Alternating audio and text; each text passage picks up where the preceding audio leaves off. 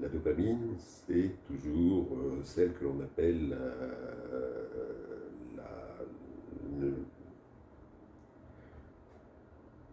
la dopamine, on l'appelle toujours le neuromédiateur de la motivation, de l'envie de faire quelque chose, voire même du plaisir. Et il se trouve que, en même temps, la dopamine est présente au niveau de la partie tout inférieure du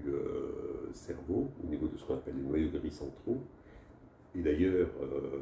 dans cette région, s'il y a un défaut de dopamine, il peut y avoir des problèmes moteurs, c'est ce qu'on rencontre dans la maladie de Parkinson. Et donc, on voit bien que la dopamine est impliquée dans le mouvement, puisque le sujet parkinsonien a des troubles du mouvement, mais qu'en même temps, elle est liée à des activités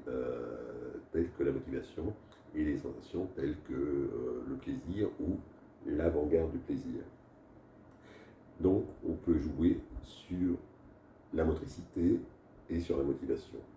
par des circuits qui ne sont pas aussi simples que ce que je viens de vous dire, mais qui approchent quand même. On a aussi un autre, là, une hormone qui est le cortisol, qui diffuse à la fois dans le corps et dans le cerveau, et qui a des actions inhibitrices ou activatrices, sur la région préfrontale, celle qui est activée pour la motivation et pour les actions qui sont préméditées, et le cortisol est aussi acteur sur les régions motrices. Donc on peut utiliser le défaut ou l'augmentation du cortisol dans le corps en fonction de l'heure et en fonction des situations, par exemple professionnelles, dans laquelle on se trouve. Il y a un dernier médiateur qui est l'adrénaline, très simplement. L'adrénaline, c'est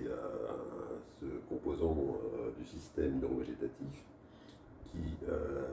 augmente en période de stress et qui va être aussi un neuromédiateur au niveau du cerveau. Et on peut jouer sur la balance adrénaline et baisse de ce taux d'adrénaline, ce qui permet